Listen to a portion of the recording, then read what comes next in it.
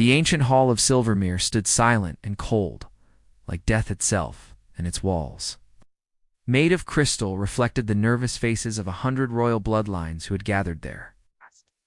That day in Queen Lyanna Starweave of the High Elves tried to keep her face calm, even though her silver eyes showed she was worried, and beside her, coiled in a protective circle, was her dragon, Emberfang, who sent out waves of red heat that made the air shimmer and shake for 3,000 years. The Celestial Scanner had been sleeping in the heart of this sacred chamber, and now, with the 7 realms about to fall apart and collapse, the ancient device had woken up and called every king and queen and heir to come and stand before it. In its purpose was clear and simple, and it would identify the true ruler who could bring all the broken kingdoms together and stop the darkness that was coming closer every day. One by one, the royals stepped forward into the light, and the scanner sent its pale blue glow over each person, and then moved on without choosing them. And King Theron of the Mountain Dwarves walked up first, and the light washed over him, but nothing happened. And then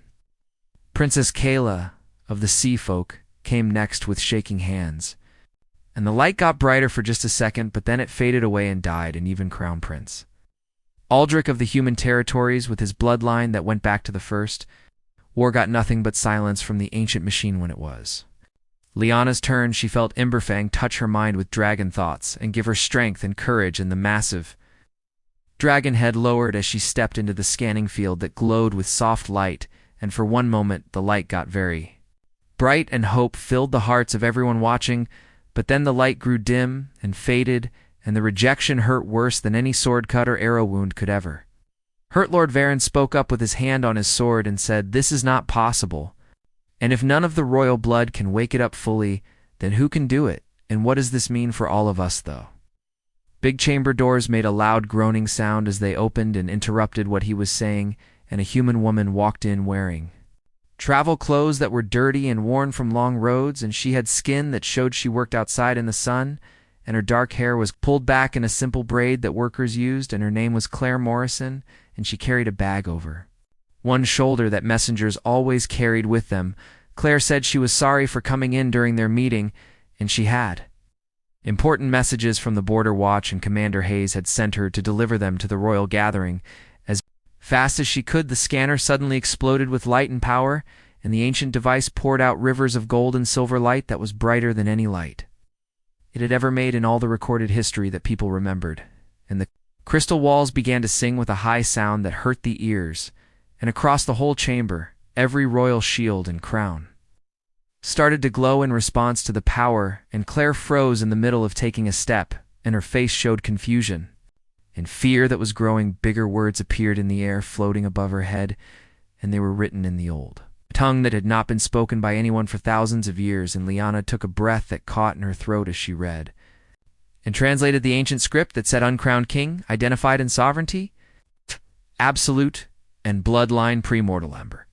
Let out a roar that shook the stones, but it was not a sound of challenge or anger, but instead it was a sound of recognition and knowing something important. And the dragon eyes that were ancient and wise fixed on Claire with a look so intense that it made the human woman step backward and stumble. And in that moment, Lyanna understood with terrible and complete clarity that everything they thought they knew about power and destiny and the foundations of their whole world was about to break into piece. Someone in the crowd shouted to seize her and grab her, but Lyanna raised her hand high, and her voice cut through all the noise and chaos like a knife. Lyanna commanded that no one should move a single step, and she asked if they could not see what was happening. And the prophecy was not about finding a king among the royal families, and her eyes met the frightened look in Claire's face, and she said it was about finding the one person who never knew. They were meant to rule over everyone. The royals who were assembled there erupted into loud argument and fighting with words, but Lyanna kept her focus only on the human woman standing there, and behind Claire's shadows began to gather and collect at the entrance to the chamber, and they were dark shapes that moved like hunting animals, and the Void Seekers had found them because they were drawn by the scanners. Bright activation, and now the woman who held the fate of 7 realms in her hands without knowing it stood between ancient enemies and the only device that could save them all from destruction ambering, spread her huge wings wide and flame dripped from her jaws like water, and the dragon voice spoke inside Liana's mind and said, "The human carries the scent of old magic, my queen, and it is dragon. Touched magic from before the breaking, and whatever she is not just a simple messenger." At Aliana's hand dropped down to the blade she wore at her hip as the first void seeker crossed over the threshold of the door, and she said simply, "Then we protect her. And even if we must fight all of creation to do it, we will keep her safe." The void seekers moved forward like a black wave, and their forms seemed to eat the light around them, and Claire pressed her back against the celestial scanner because she did not know what else to do, and her mind could not understand what was happening. To her world 10 minutes ago, she had been just a courier delivering messages, and now she stood, surrounded by bodies and blood, while an elf queen and a dragon fought to keep her alive, and it was because some ancient machine claimed she was royalty, and it made no sense. At Aliana's blade sang through the air and left trails of silver light behind it as she cut through another void seeker, and beside her ember fangs, flames turned the ancient stone floor into glass that glowed red and melted, but still the creatures kept coming in waves, and more appeared behind. Every one that fell, Princess Kayla shouted about the West Passage and said they could run through it and seal it behind them to escape. But Liana shook her head, and her silver hair was now wet and stuck to her face with black blood from the creatures, and she said they would just break through any seal, and they needed to understand what the scanner had shown them before they could run away to safety. She looked quickly at Claire and asked if her name was really Morrison. Claire started to answer yes, but her words died and stopped when a seeker jumped toward her with claws extended, and instinct took over her body, and her hand shot out without thinking. And something came out of her palm, and it was not fire and not lightning, but pure golden light that did not just kill the creature, but unmade it and erased it from existence, as if it had never been born or created at all. The fighting stopped completely, and even the void seekers hesitated and paused, and their faces that had no eyes turned toward this human, who used power that was older than all the known magic systems in the world. Bearfang's voice rumbled through the chamber and spoke out loud, now in the common tongue that everyone could understand, and said that was old magic and the first language of creation itself. And the dragon's huge head turned toward Claire, and her nose holes flared wide, and she asked what Claire knew about where she came from and who her family was. Claire managed to speak and said nothing useful, and her mother had died when Claire was very young, and she was raised in a place for children with no parents in the border settlements, and she was nobody special or important. Lord Varen said that children of nobody do not use the magic that built the world in the beginning, and the scanner called her primordial, and that bloodline was thought to be extinct and destroyed in the first purge, when the old royal houses fell. And Bernard Liana's eyes went wide as understanding came to her suddenly, and she said, "The Morrison family," and she had heard that name in the old records from long ago. And she lowered her sword slowly and explained that 3,000 years ago, before the current kingdoms even existed, there was one family that ruled all 7 realms in peace, and they were called the Morrison line. And they did not conquer with armies, but were chosen by the magic itself to keep balance in the world. And when the schism came and tore everything apart, they vanished, and people said they were killed down to the last children. Burfang said the word supposedly with weight, and her look never left Claire, and she said, "Dragons do not forget anything," and they passed down the stories that human historians had burned and destroyed, and one Morrison baby survived the purge, and it was a tiny girl smuggled away by the woman who cared for her into the human territories, and the girl was hidden, and her true family was erased, and her bloodline was made weaker, but never fully destroyed, and the magic waited, sleeping in her children and grandchildren, until it was needed again.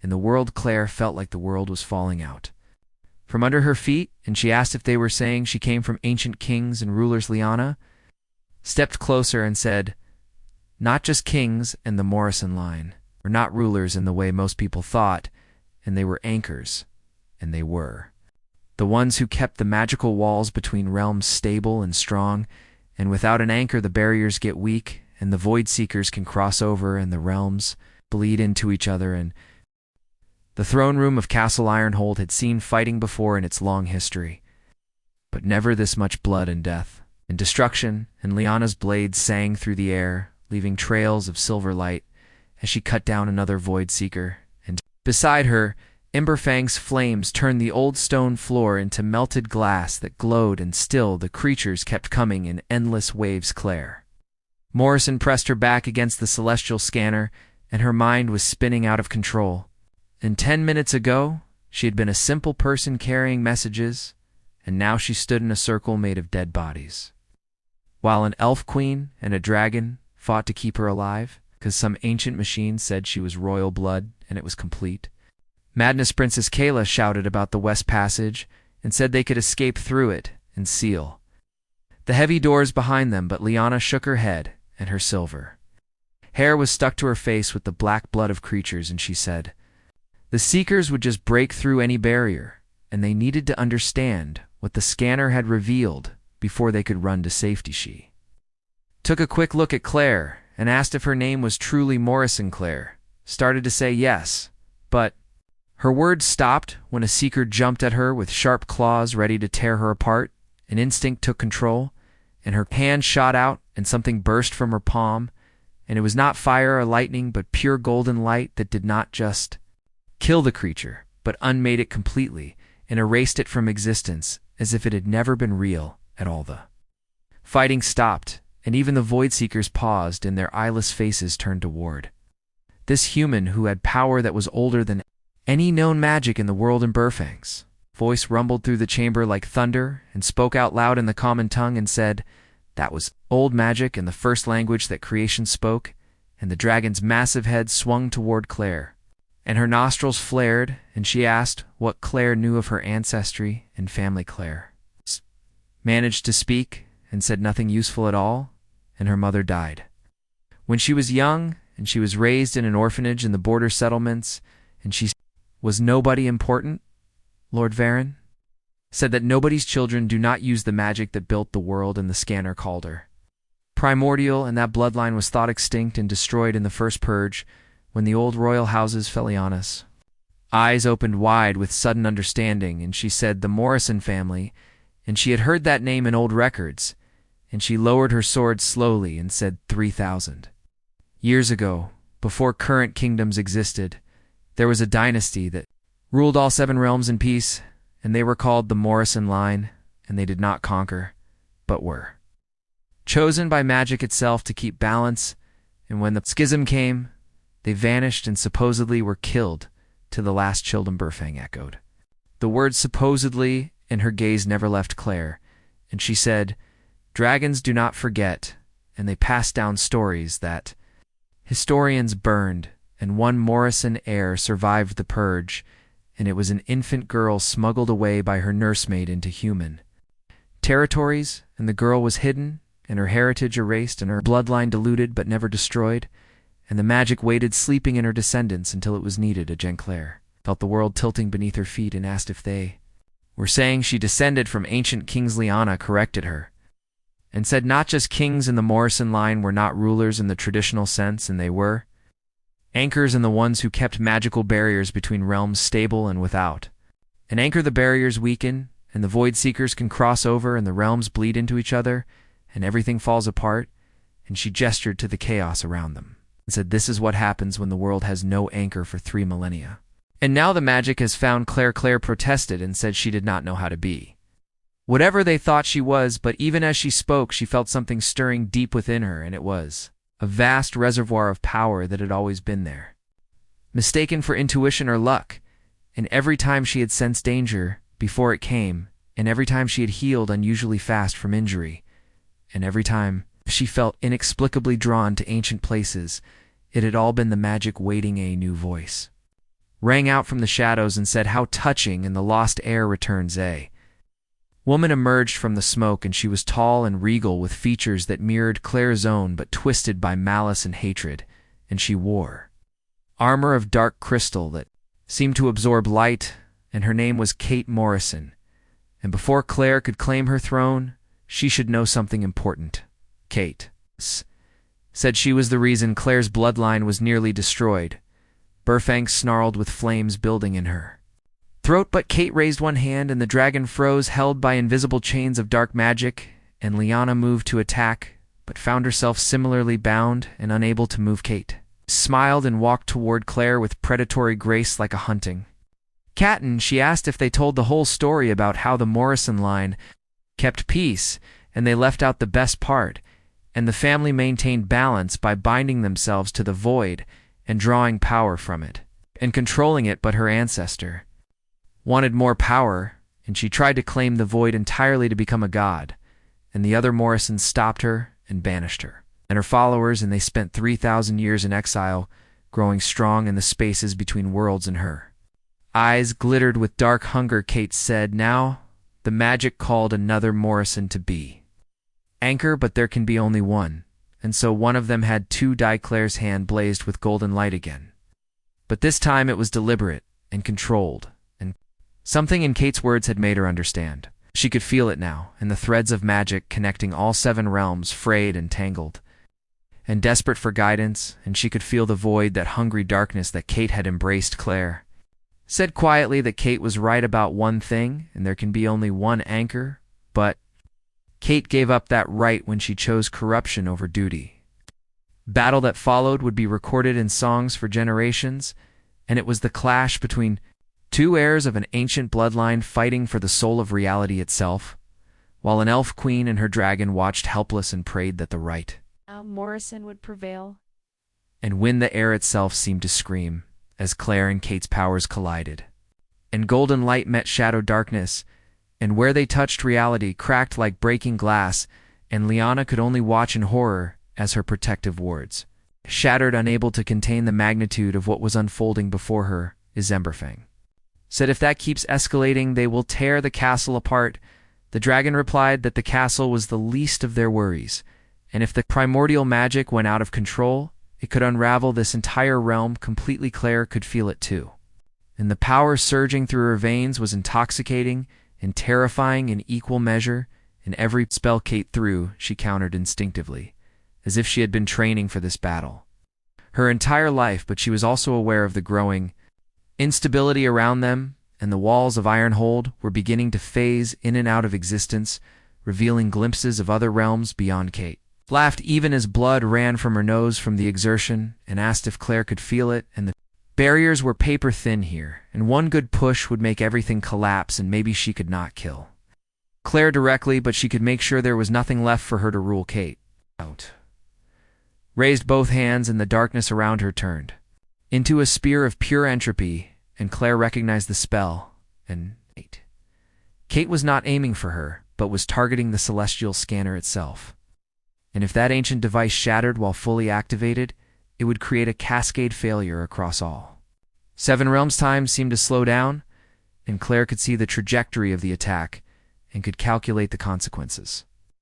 And she had 2 choices: and defend herself and let the scanner be destroyed, or save the scanner and leave herself vulnerable to whatever Kate threw at her next. The decision was instant and immediate. Claire threw herself in front of the scanner, raising a hasty shield, and Kate's entropy spear struck with the force of a falling star, and the shield held but barely, and the impact drove Claire to her knees, and pain beyond anything she had ever imagined flooded her body as the dark magic sought purchase in her flesh. Kate hissed and called her foolish and said heroism was just slow suicide, but something unexpected happened, and the moment Claire's blood touched the floor mixed with Kate's dark magic, the celestial scanner pulsed, and the ancient device's light changed from gold to brilliant white, and a voice emerged speaking in the old tongue. Liana's eyes went wide and said it was recording, and the scanner was a witness device, and it had been documenting everything. Images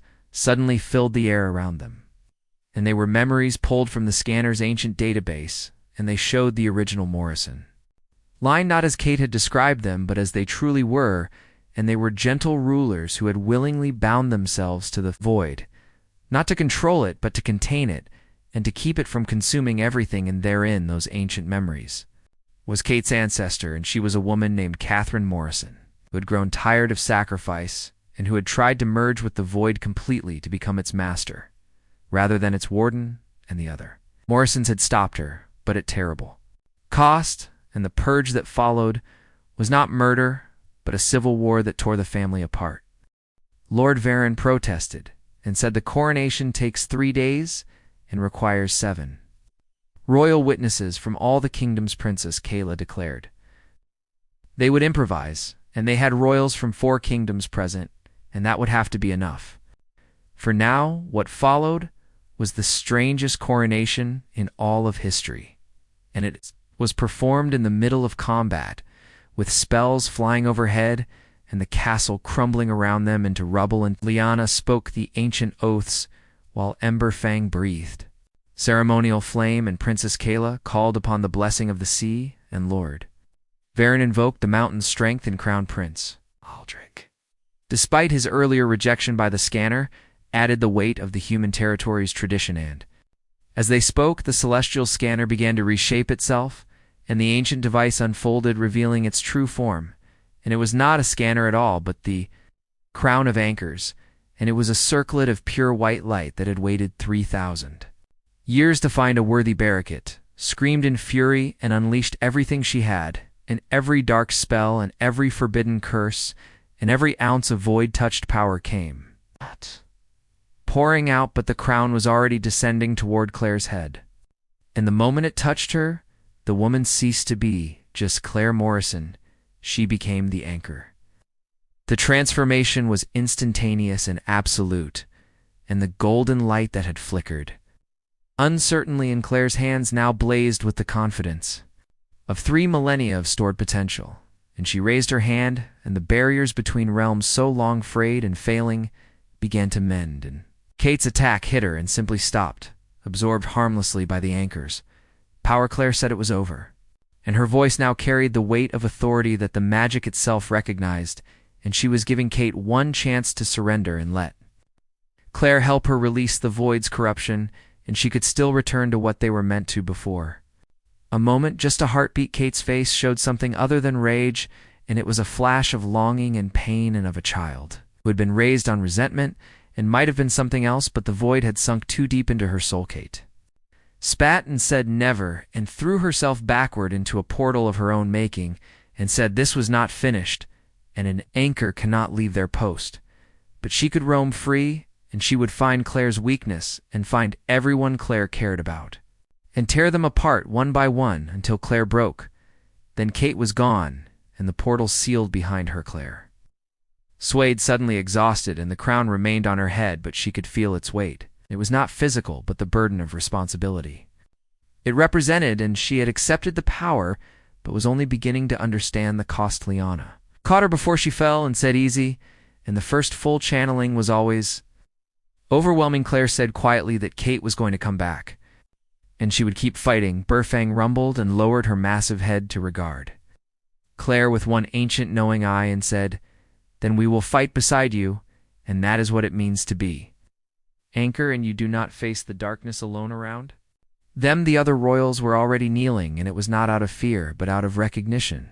And the politics would be complicated, and the old power structures would resist, but in this moment they all understood that something fundamental had shifted in their world. The age of fractured kingdoms was over, and the age of the uncrowned king had begun. 3 weeks after her coronation, Claire Morrison stood in the rebuilt war room of Ironhold, staring at maps that showed 7 realms in various states of crisis, and being the anchor had not magically solved centuries of conflict, and it had only given her the authority to try. Lord Varen reported that the Frost clans refused to acknowledge her sovereignty, and they claimed no human could speak for Dwarvish lands, whether anchor or not. Princess Kayla added that the merchant guild in the southern seas was more diplomatic but equally resistant, and they would trade with them but would not submit to unified rule. Claire rubbed her temples, feeling the weight of the crown of anchors, even though it was invisible to others except during formal ceremonies, and the power was there constant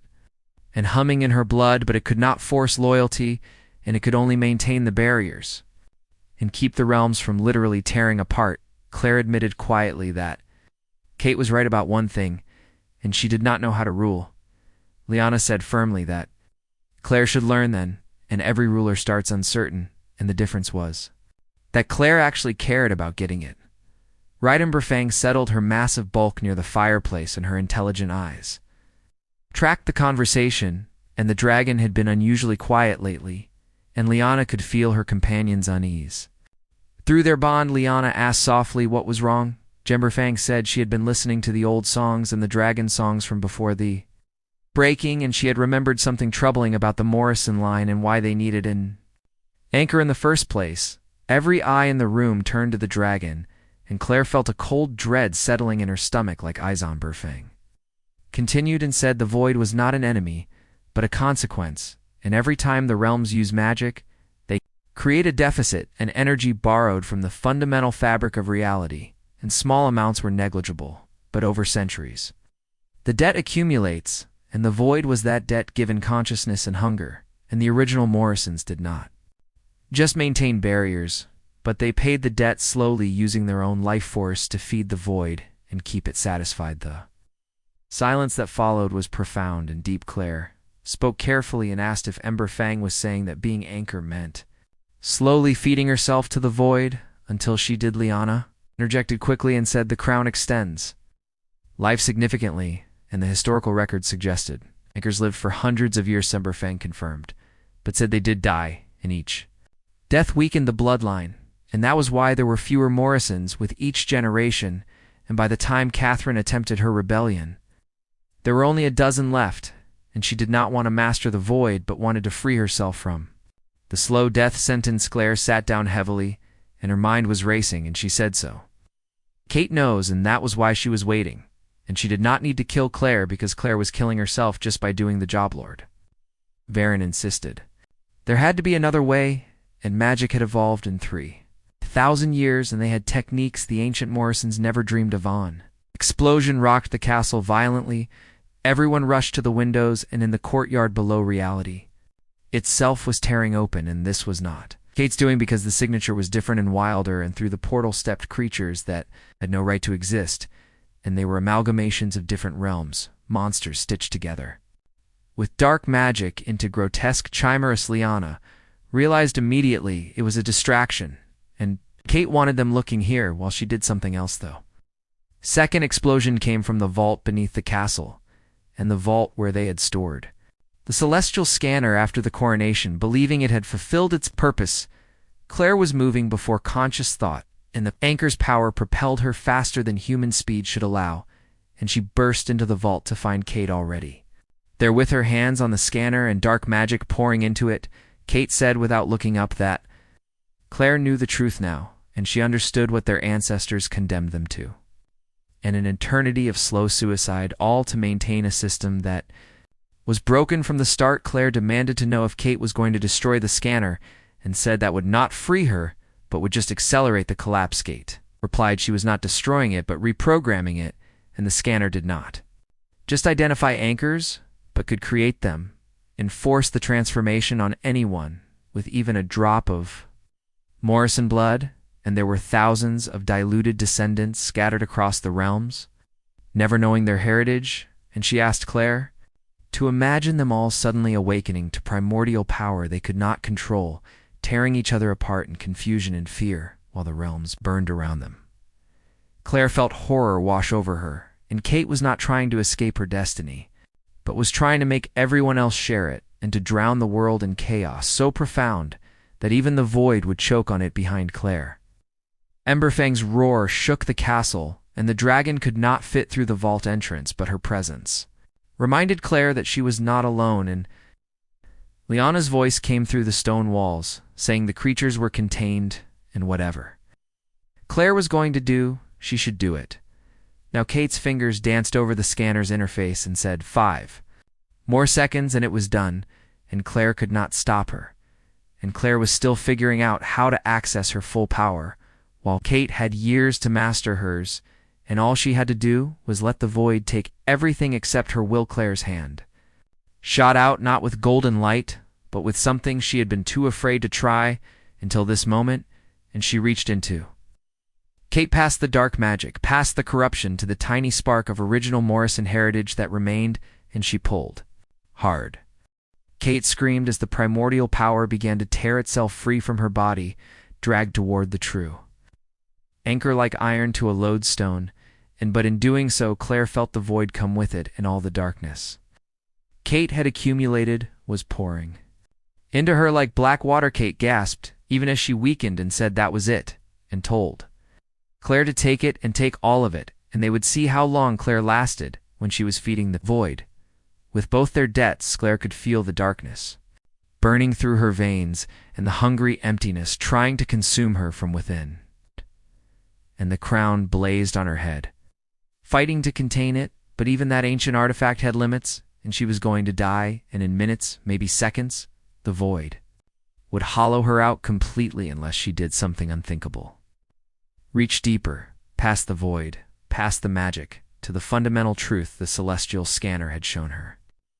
And the Morrison line did not just maintain barriers between realms, but they were the barrier, and their essence spread across reality was what kept everything separate and stable. What if she stopped trying to contain the void and instead let it flow through her, and not consuming her, but using her as a channel, directing that hungry darkness back into the spaces between spaces where it belonged?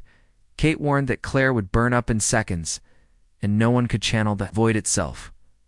Claire agreed and said the old anchors could not, because they were trying to fight it, but she was not going to fight, and she was going to become what they were always meant to be, and not a dam holding back the flood, but a river giving it direction. The pain was beyond description, and Claire felt her body becoming translucent, caught between solid matter and pure energy, and the void poured through her.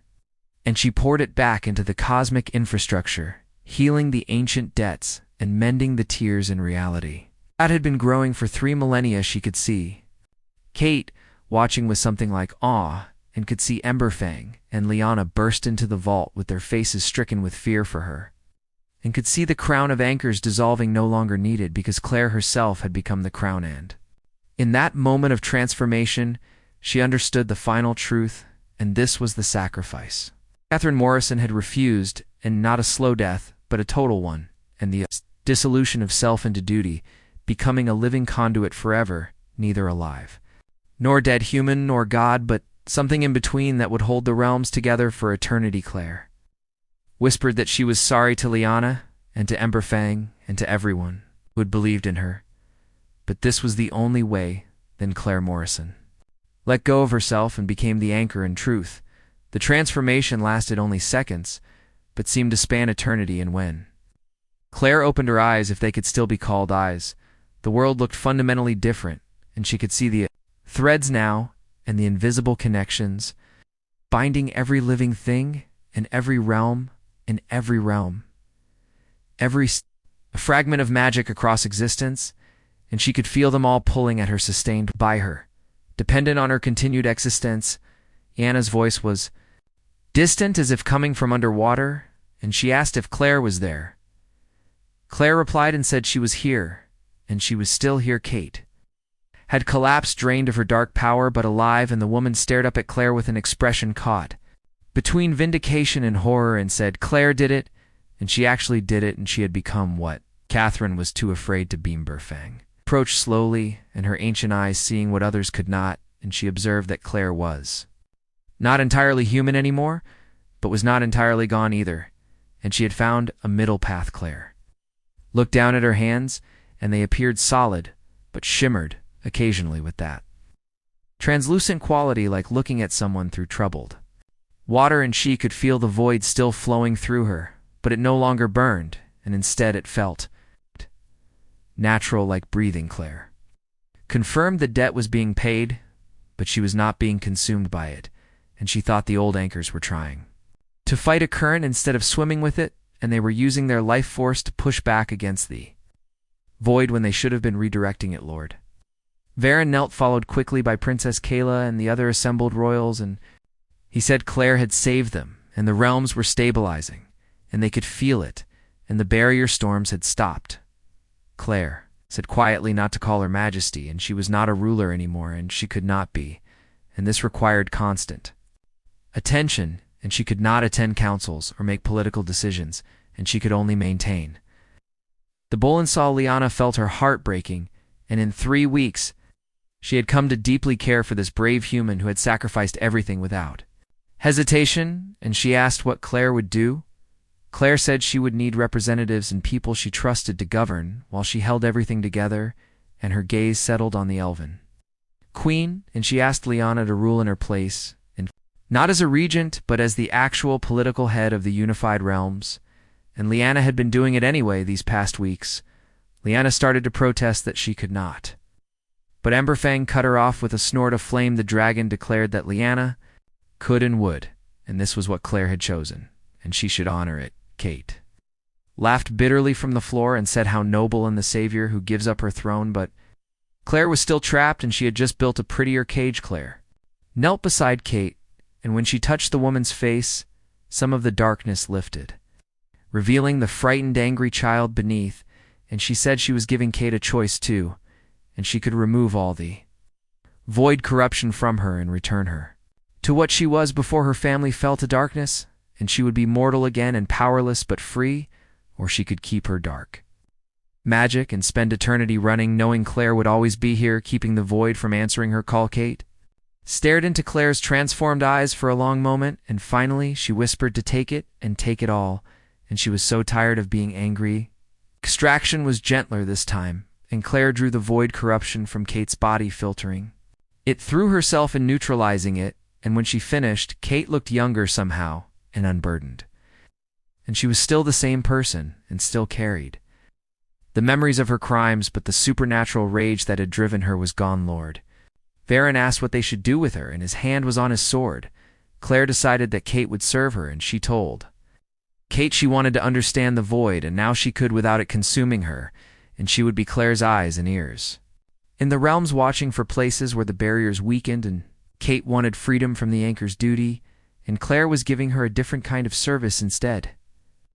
Nodded slowly, still processing her new clarity of mind, and asked what would happen if she betrayed Claire. Lyanna interjected, and her voice was cold as winter, and said, then Kate would answer to her and to Emberfang, and to every soul in 7 realms who owed their continued existence to Claire's sacrifice, and she suggested Kate should not test their gratitude. Over the following months, a new order emerged, and Lyanna took the political crown, ruling the unified realms with wisdom and strength, advised by a council of representatives from each. The old kingdoms remained, but now operated as provinces of a greater whole, and their borders were open, and their ancient grievances slowly beginning to heal. Kate proved surprisingly effective as Claire's agent, and her intimate knowledge of the void's nature made her invaluable for detecting and preventing breaches, and she was watched constantly and trusted by no one but she. Served faithfully, perhaps seeking redemption, or perhaps simply grateful to be free of the darkness that had defined her for so long. Claire herself became something of a myth in the Uncrowned, who walked the boundaries between realms, visible to those in need, but rarely seen at court, and she could manifest physically when necessary and appear solid and human for brief periods, but mostly she existed in that liminal space, forever paying the debt that kept reality intact. Emberfang stayed close to both Lyanna and Claire, and she was one of the few beings capable of perceiving Claire in her true form, and the dragon served as a living bridge between the political ruler and the mystical anchor, ensuring they remained coordinated even when Claire could not attend in person. On the anniversary of Claire's transformation, Lyanna climbed to the highest tower of Ironhold, where Claire had taken to manifesting when they needed to speak privately, and the sun was setting, painting the sky in shades of gold and crimson. Lyanna asked quietly if Claire regretted it. Claire was silent for a long moment, and her translucent form was outlined against the dying light, and she said she would not lie and say it did not hurt, and she gave up a normal life and a chance at love, and at children, and at all the small human things she had taken for granted. But Lyanna should listen, and she could feel it, and every child born in peace, because the realms were stable, and every merchant who crossed borders without fear, and every farmer who planted crops knowing reality would not tear apart before harvest, and that was the weight on the other side of the Scaliana. Said Claire sounded at peace with it. Claire smiled, and for a moment she looked entirely human again, and said she was at peace, And she chose this, and that made all the difference. And Catherine Morrison wanted to escape her duty, and it poisoned her. Tire line. But Claire was walking into her duty with open eyes, and maybe that was why she could survive. It where others could not, and Burfang landed on the tower roof sending small stones skittering over the edge, and the dragon announced that the Frost clans had finally agreed to join the unified council. And they were the last holdouts, and every realm was now represented, Leon said softly. Then it was done, and what they started that day in the scanning chamber was finally complete. Claire corrected gently and said, no, it was just beginning, and they had built the foundation, but maintaining it, and improving it, and making sure it served all people justly was going to take generations, and Liana would pass the crown to someone else someday, and they would pass it on in an endless chain of ordinary people doing extraordinary things, Liana said, while Claire remained and forever anchoring them, and forever alone. Claire replied, not alone, and never alone, and every person living their life in peace was keeping her company, and besides, she had Liana and Emberfang to argue with whenever she wanted, and what more could an uncrowned king ask for? They stood together as darkness fell, and three beings bound by duty and friendship, and an elven queen who had learned that true sovereignty was service, and a dragon who had found a cause worthy of her ancient wisdom, and a human woman who had become something more than human to save something greater than herself. And the realms below life went on, and merchants traded, and farmers planted, and children played, and scholars studied, and lovers dreamed, and the void still hungered in the spaces between spaces, but it was held at bay by a woman who had learned to dance with darkness instead of fighting it. The age of the uncrowned king would last for thousands of years, though none living that first night could know it, and history would remember Claire Morrison as a legend, and the details eventually fading into myth.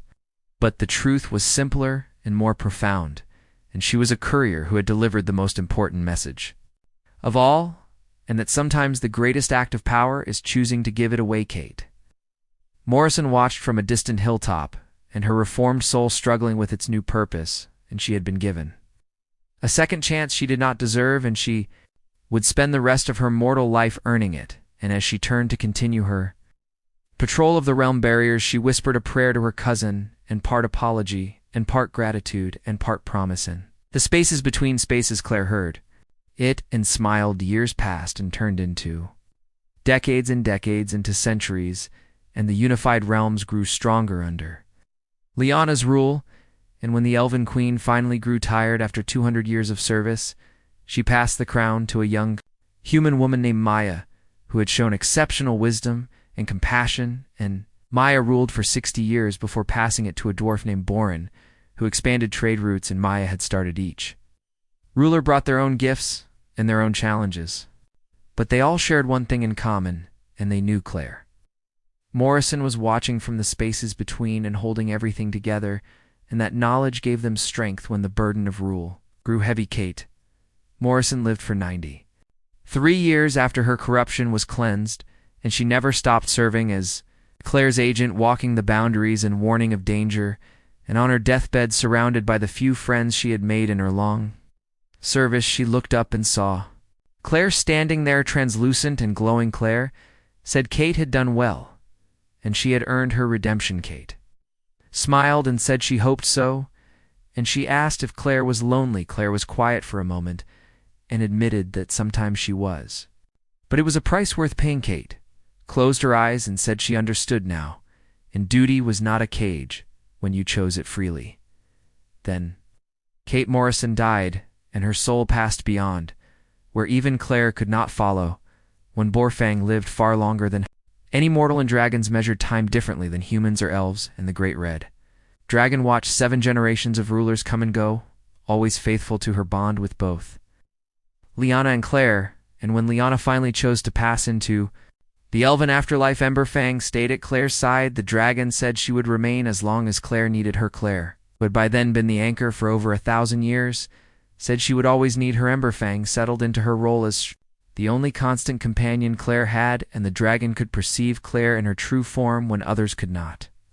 And they spent long nights talking about the old days and about the world that was, in the world that might yet be in the 2000th year of Claire's service, a crisis came and a new tier in reality opened, and this one was different and larger and more dangerous than any before, and it threatened to undo everything Claire had built. She called for Liana's successor 5 times, removed in a stern woman named Helena, who ruled with an iron will, and together with Emberfang, they traveled to the site of the tier. Claire examined the breach and said this was not natural, and someone or something was trying to break through. From the outside, Emberfang growled and said the void had been patient, but it was not satisfied with the arrangement, and it wanted more. Helena asked what they should do. Claire said she would need to seal it, but it would require more power than she usually channeled, and she might not be able to maintain her physical manifestations for a while after. Helena said they would manage, and they always had. Claire reached deep into herself and into the vast reservoir of power she had become, and she poured everything into sealing the breach, and the golden light that erupted from her could be seen from every corner of every realm, and when it faded, the tier was gone, and so was Claire's physical form. For 10 years, Claire did not appear, and rumors spread that the anchor had finally fallen and that the end was coming. But those who knew better, and Helena and Emberfang, and Kate's granddaughter, who had taken up her grandmother's role, could feel Claire still there in the spaces between, holding everything together, as she always had when Claire finally manifested again. She was thinner somehow, and more translucent and more distant, but she was still there, and still watching. Helena asked if she was all right. Claire said she was tired, but she would endure, and she always would, and she did. 3,000 years after Claire Morrison first stepped into that chamber and was identified as the Uncrowned King, she still held the realms together, and the world had changed beyond recognition, and humans had built great cities of glass and steel, and elves had mastered magic that bent the laws of physics, and dwarves had dug so deep they found new realms beneath the earth, and dragons were few now, but those who remained were wise beyond measure. And through it all, Claire Morrison remained, and the anchor and the bridge and the living barrier between order and chaos. Sometimes late at night, when the realms were quiet, she would manifest in the tower of whatever castle served as the seat of power, and she would look out over the lands she protected, and she would remember being human, and remember being Claire and not the anchor. Emberfang would join her on those nights, and the dragon was ancient now, even by dragon standards, and her scales were fading to silver, and her fire was not as bright, but she was still there and still faithful. The dragon would ask if Claire regretted her choice on every time.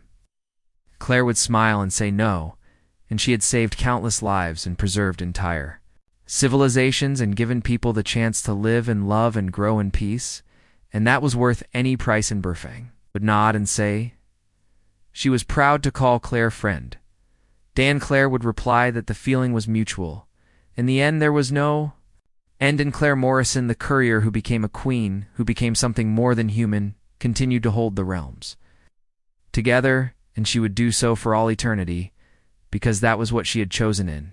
In choosing it freely, she had found not a prison, but a purpose, and not an ending, but an eternal beginning. The void still hungered, and darkness still threatened, and chaos still pressed against the boundaries of order, but Claire stood in the spaces between, and she danced with the darkness and directed it away and kept the light burning forever and always. The Uncrowned King would watch and would serve and would hold the line between existence and oblivion, and that was enough.